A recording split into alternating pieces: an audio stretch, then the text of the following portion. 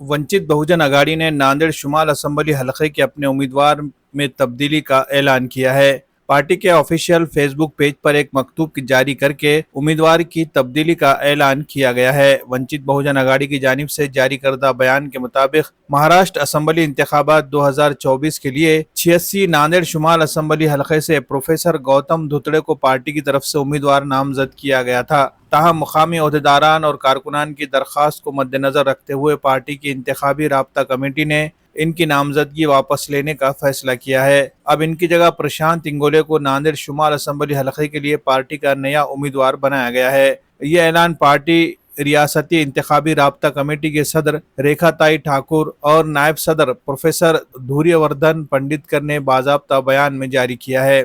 Engineer प्रशांत इंगोले के नाम का ऐलान होते ही उनके हामियों में खुशी की लहर दौड़ गई है।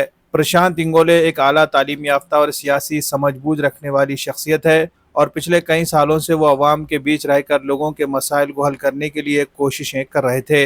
अपनी इसी लड़ाई को वो सियासी ऐवानों में ले जाने की ख्वाहिश रखते हुए सियासत में कदम रखना चाहते थे। इसके लिए वंचित बहुजन अघाड़ी की जानिब से टिकट दिए जाने पर उन्हें उम्मीद है कि वो इंतखाबी मैदान में ज़रूर कामयाब होंगे।